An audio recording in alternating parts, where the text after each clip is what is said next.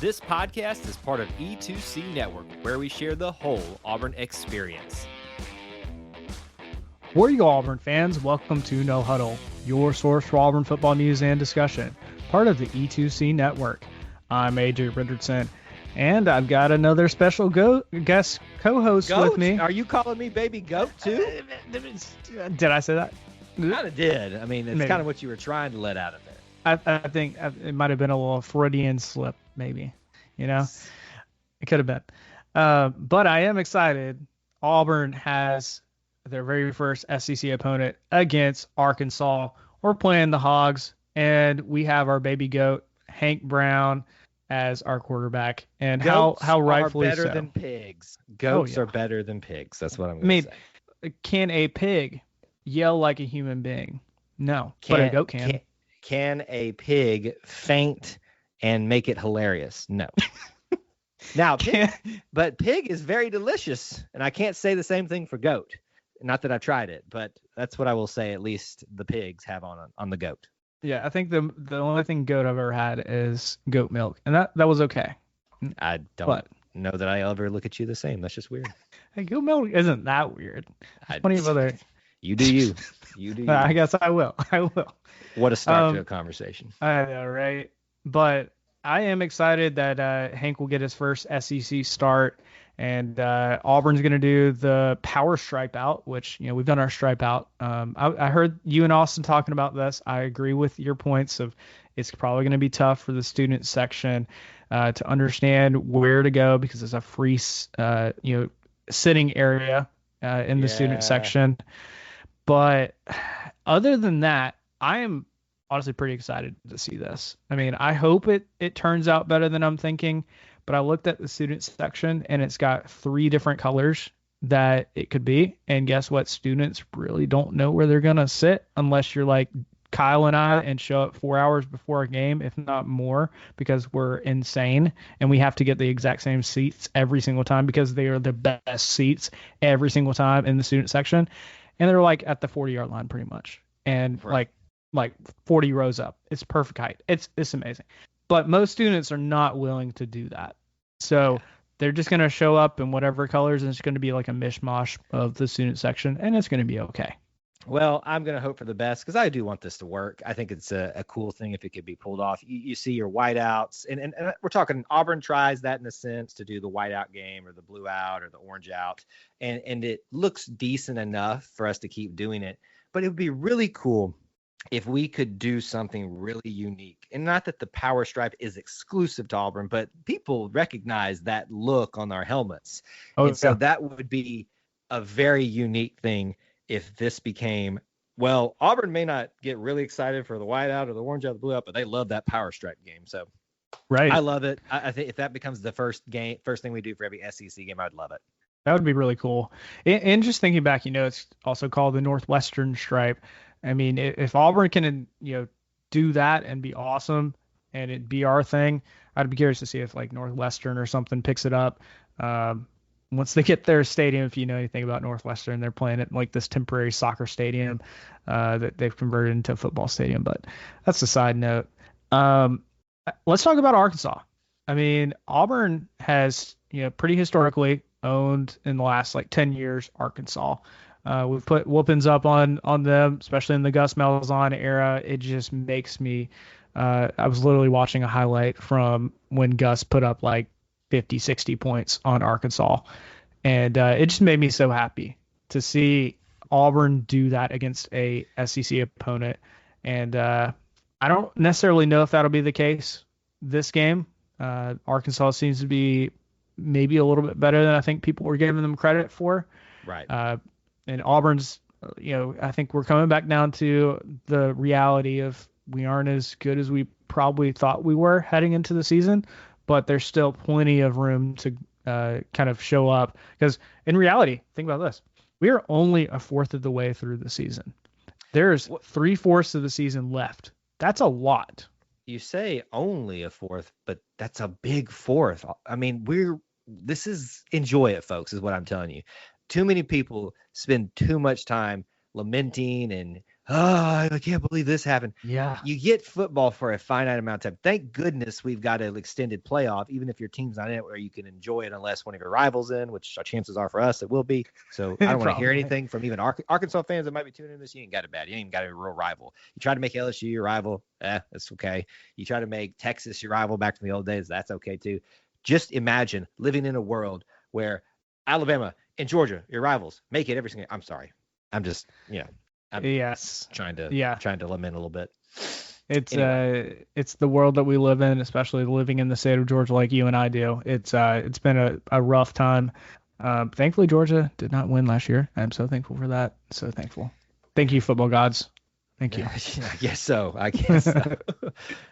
I do like this Arkansas matchup because for whatever reason, when Arkansas fans get a reason to be toxic about something, they are the most toxic fan base ever. Especially like there's something about like the YouTube audience of Arkansas fans. So I'm talking directly to you that listen to the audio version on YouTube. Y'all are some of the most toxic people on there, and we saw that in basketball. And when you brought up Gus earlier, I don't know what is stuck in Gus's craw about Arkansas because he held no mercy against them for some reason. And it was the most one of the things that Gus was talked about a lot was that he wouldn't get after people. You had no worries about that against Arkansas. Now, will that continue here? It remains to be seen. The history is pretty good, I believe, but Arkansas and Auburn have a lot more connective tissue than I think we're aware of at times in many sports, but especially here. So obviously, it's a good one to keep to with our SEC West ties, and when we're lacking your Ole Misses and your Mississippi States and your LSU's. So good one to start off with for SEC play.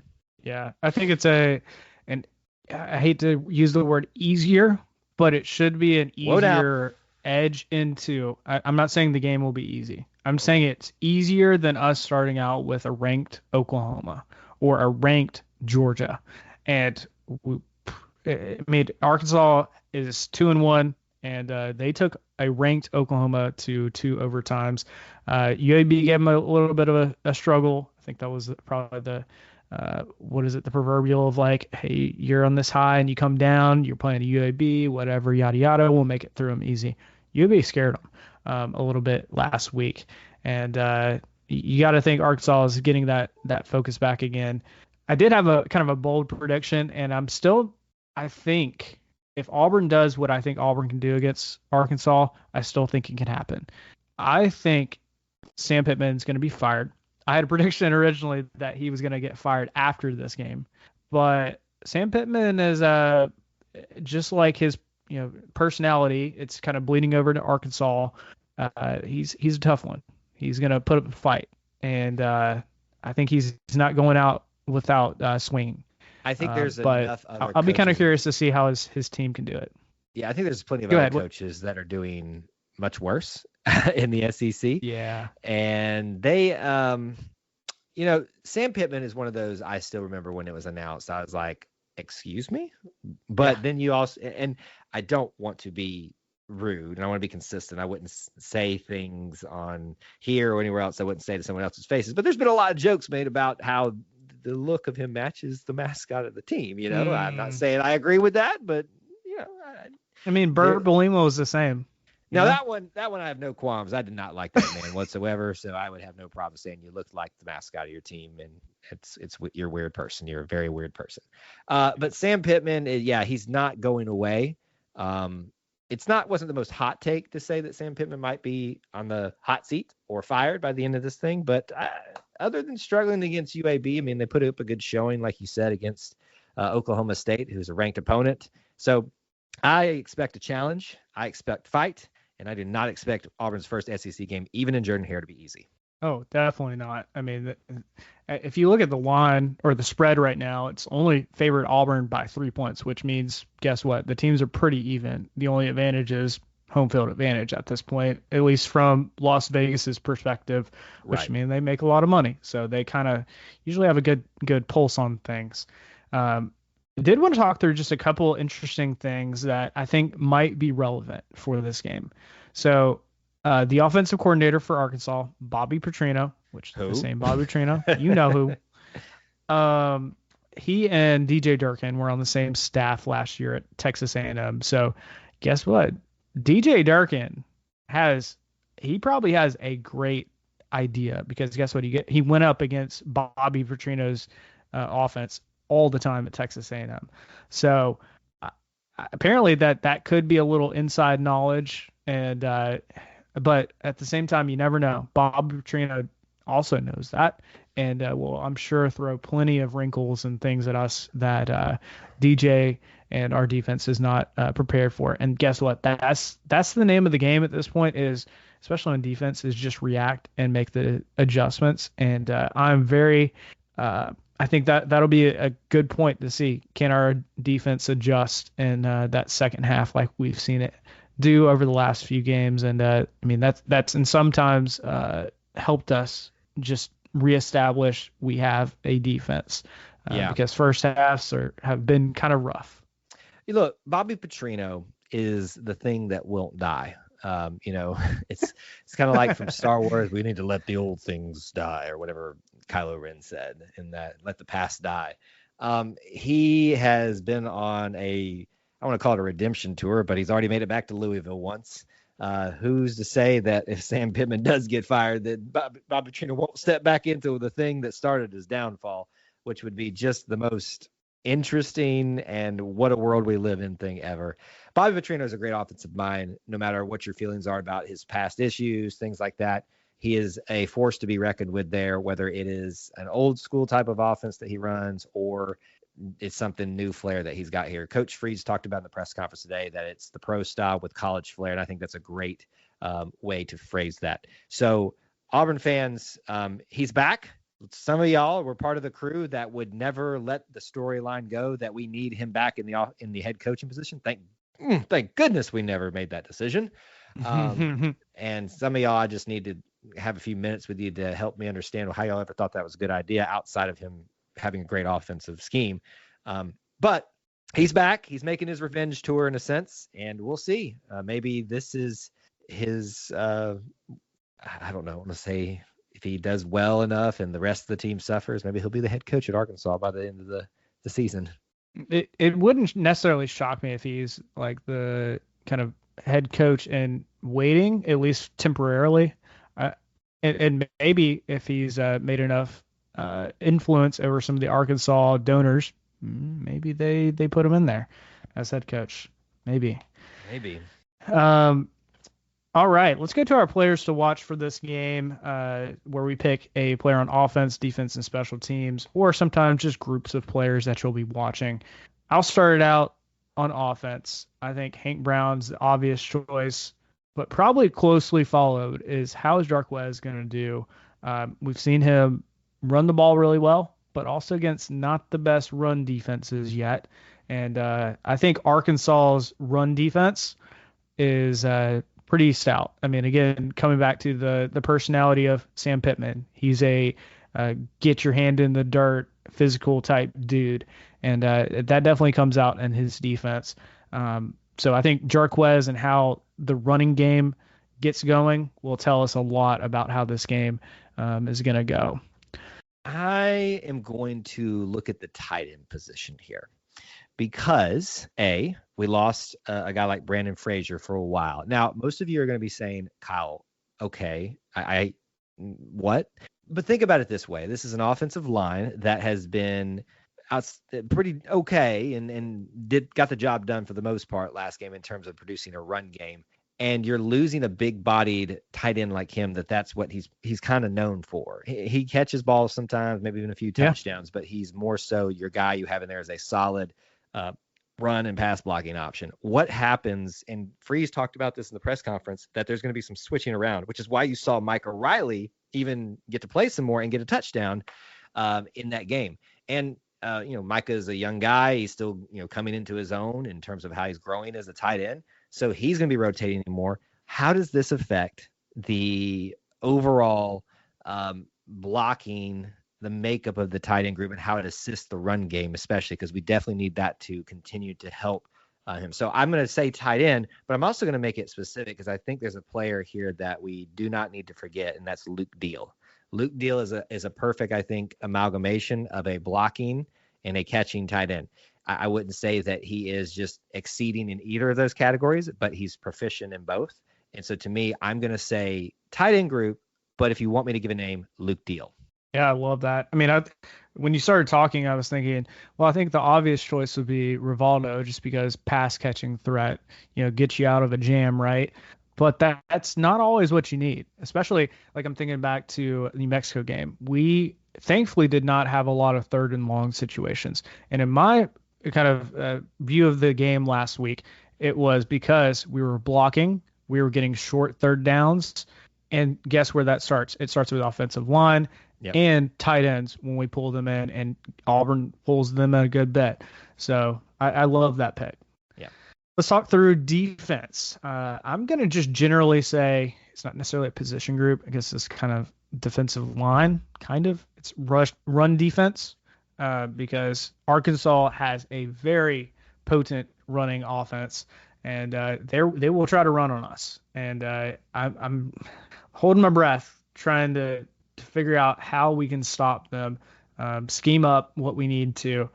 They've already got a running back who has almost 400 yards, Jaquindon Jackson, and 6 touchdowns. So he's going to be a strong one, and we're going to have to make sure we slow them down as much as possible in the run game. Would you call him a hog molly? Hog molly. No. I'm sorry. That was a hog molly, like that means like he's a big guy or he's well known. I don't know. I was trying to do a pig joke and it didn't land as well. All right, next one. I will on defense. I am going to be watching probably the opposite of you. I will say in the defensive back group, and I'm going to say a name that we need to not only get healthy, but a name that we've got to have to continue to grow as we've seen him do, and that's Kayan Lee. Defensive back out last game, expected to be back in this game. And why do I say that? You focused on the run defense, and I agree. That's probably going to be the key to this game defensively. But what you can't have happen is the other areas get exposed as well. And we know that this is an area of some uncertainty in the defensive back group. So we got to have our Keontae Scotts, but I'm also going to say my focus is Kayan Lee because of his health. And is he really, truly ready to go? Because we got to have those two locking down the corners and the rest of the defensive back group stepping up alongside to make sure the one area that we think that they're not going to be as proficient in doesn't become an Achilles heel on top of what they can do well. Yeah. And I get it, especially with some of our secondary struggles already, where it feels like, again, we talked about this last episode, it felt like, whenever the quarterback wanted to throw the ball, it felt like they were just finding guys open. And to me, that's usually a combination of defensive backs not staying tight on your guy, but it could also be, you're not getting a pass rush and giving the quarterback too much time. So in my mind, those play together super well. If you're getting pressure and getting sacks or quarterback hurries, that's your best friend. Guys like Kayan Lee love that because the ball's not even getting passed out to their guy. Let's go to our special teams. I'm going to go with punt returners. And again, because Keontae, we discussed it, or potentially I've heard Malcolm Simmons as a freshman. He's a sure-handed dude that might be able to get some punt returns, but I think punt return is going to be key here. If anything, just catch the ball. I don't really care too much about a punt return at this point. I just want to catch the ball. Yeah. Who are you going for in special teams? I'm going to say our punter, Oscar Chapman, because if we think about what their offense is known for, and let's just assume that our offense isn't going to be as potent. I think that's a fair assumption to make, which means we're going to punt a few times. What we got to have happen is, and this is on the coverage team too, but I think Oscar is really going to be a guy here, as great a punter as he is, to lock in and give us a good situation.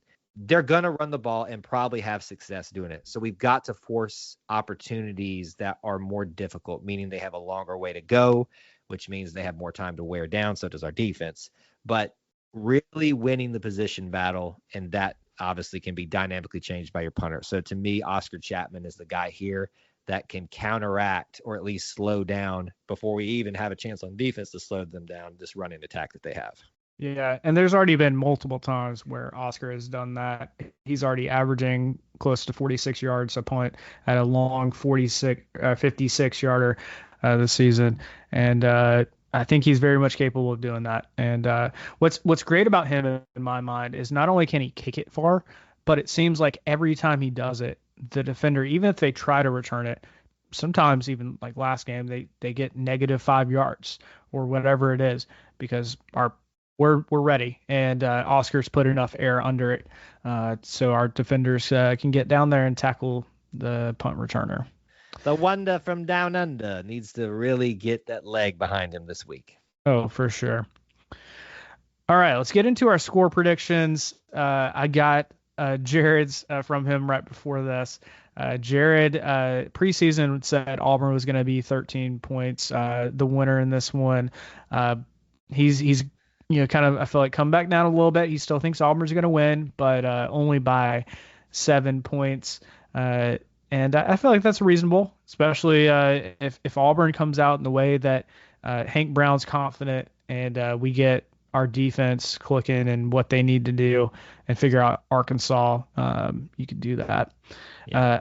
I'm going to say 10-point win for us. I think it could be a 2-point game.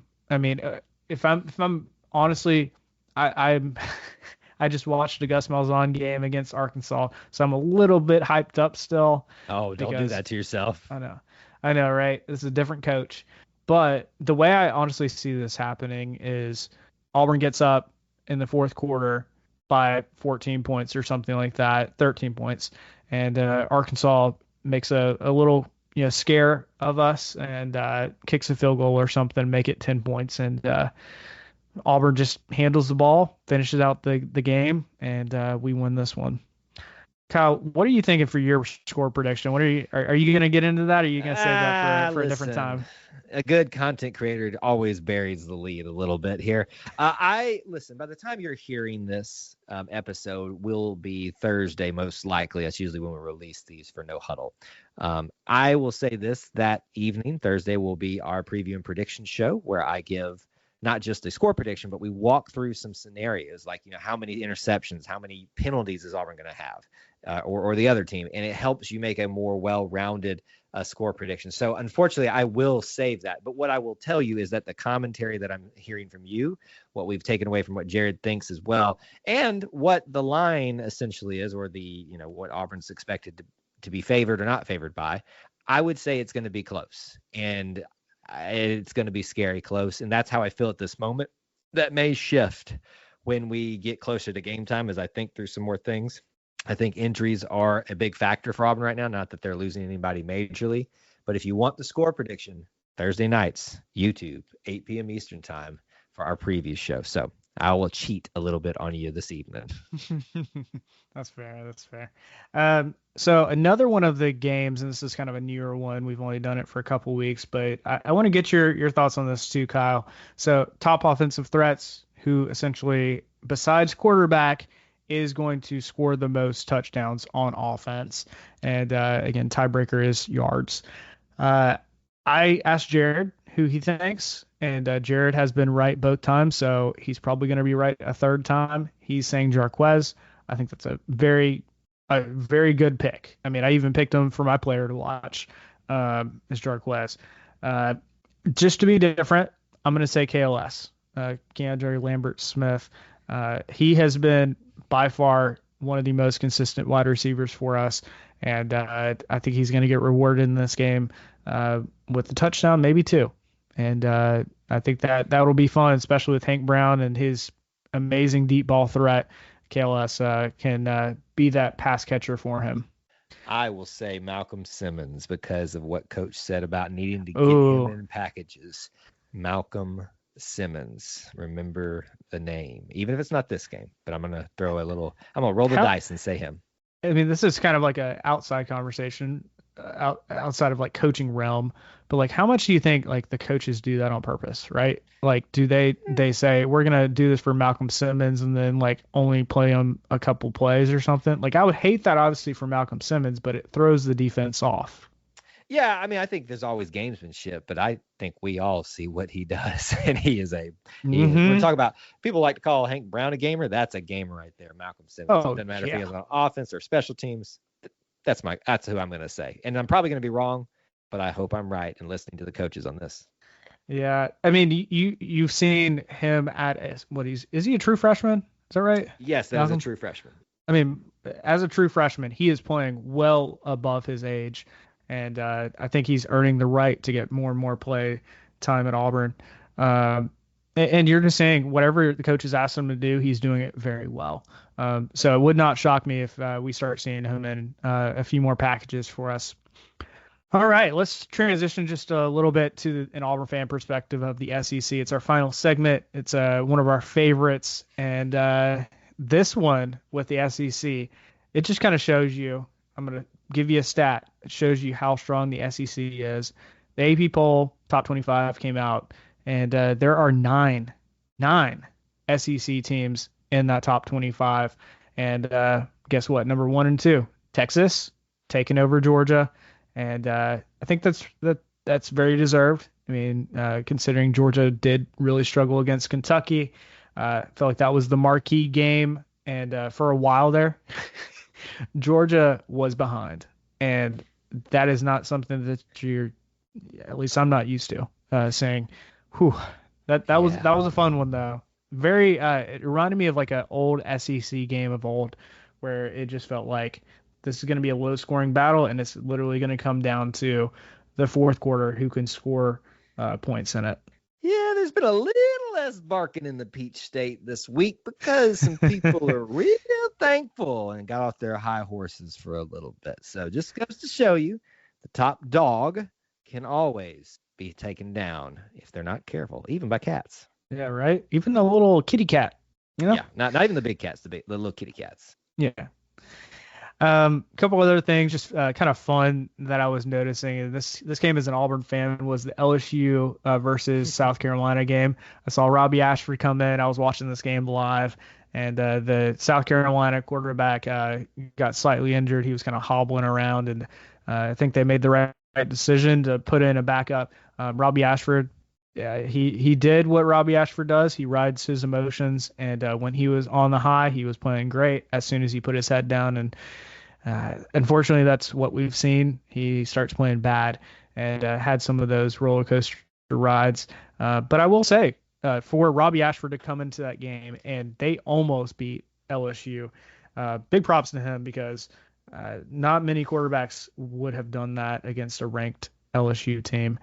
I will say in that game, it was really crazy how many it felt like the refs were paid by LSU. And I hated to see that. Because I think there were multiple times where South Carolina, they could have won, and the refs just had it in for LSU to win this one. So, Love you, Robbie. Love you, Robbie. But I'll just leave it at that. Love you. Yeah. But I hope you have success over there. Yeah. This one isn't necessarily SEC related, but FSU lost again. Bye. Out of here. We're just like digging the knife even deeper for them. It's so good. It's so good. I don't know about you, but like I've always hated FSU, especially since 2013. But I kind of feel sorry for them. I'm not gonna lie. No, don't be. Like there were already. You probably saw it. It went a little viral. Mike Norvell, the FSU head coach, his press conference, a fire alarm went off. Like. How like apropos or whatever you want to say, this was just perfect. It's amazing. Like it's like the park a moving truck in front of the dude's house. Like it's on that level. Yeah, I saw that, and I just feel bad. I'm sorry. Like, and when I say I feel bad, it's not like I want them to do better. It's just it's reached that point, and I say that for Florida. I say that for Florida, the state of Florida, outside of Miami. Auburn's reaping the benefits of all this. So continue the struggle, and but at some point you just kind of go, no, that's just too bad. Hey, one coach in Florida is doing well. His name is Gus Malzahn. He had the biggest comeback. Again, not SEC related, but I loved it against a former playoff team, TCU, and they were down 7-28, came back, won it in the last minute. What a great comeback for Gus and his team. And I think the winning touchdown what was his name? Kobe Hudson. Do you remember him from Auburn? I remember him. He was like the only wide receiver we had for a while. I like it. But that's kind of cool to see Auburn players doing well, even though they're not at Auburn. Yeah. Yeah. A couple other ones. Obviously, Florida. I mean, that's the big kind of talk around. I heard that the University of Florida Board of Trustees were called up Monday or Sunday morning. So you can probably expect some changes there sooner rather than later with Billy Napier. And, of course, Mike Norvell's got his it's coming for him too. The Grim Reaper of college football head coaches is coming for both of them. I did see, it was really funny. This tweet was like, what if Mike Norvell and Billy Napier were required to stay in their contracts and then finish out the season? And what a dumpster fire of a bowl game that would be, or not a bowl game, but rivalry game of Florida and Florida State. That would be incredible. It would be amazing. No, it'd be amazing, but because think about this. Let's set the rule. Winner has to keep their coach. And that both those coaches, for their job's sake, is going to just have both those teams ready to play in the most horrible way, because they're not good teams right now and probably won't be for the rest of the season. But then the fans' dilemma of having to cheer for their biggest rival so they can get rid of their coach. Imagine the cinema. I mean, just pure cinema of that moment. Oh, we would need. I would love to see like a live, tweets of both sides, because you'd be so conflicted. Like Florida fans would be like, but I hate this. No, I hate this. I want my coach gone. Yeah. No, it would be like those. Somebody can make a meme or a video of it where they're doing their little chants, their little chomps, or their little tomahawks, whatever, and then suddenly it slowly dies off, and then you hear in the background slowly rising up, "Hello, darkness, my old friend." We're just singing all the good stuff today, so you're welcome, listeners. Again, we're not going to make a career off of singing, but we can at least sing a little tune for a second, right? I guess. All right. I guess so. Well, it has been fun. Thanks, Kyle, for hopping on and taking the seat of Jared just for this one time this week, and appreciate all of just your different knowledge and different perspectives. Obviously, keep an eye out on all the different stuff that Kyle's on, and how can people stay in touch with you? Well, thank you for that. I wouldn't say knowledge. I'd say perspectives is apropos, but the knowledge part may not be as appropriately said there. But thank you for the compliment. Of course, you can find me on X at KyleEnglish24 on all the E2C network content, YouTube, podcasts, and otherwise. And you can find me on X at AJAY_. It's always great to be an Auburn Tiger and War Eagle. War Eagle. Thank you for tuning in to today's episode on the E2C Network. On your way out, I want to remind you to stop by e2cnetwork.com. It's your one-stop shop for all our content across our podcast, YouTube channel, and much more. To stay up to date with us, make sure you're following social media accounts such as Facebook, Twitter, and Instagram. While our content here may always be Auburn sports heavy, if it's orange and blue, it's what we do. War Eagle.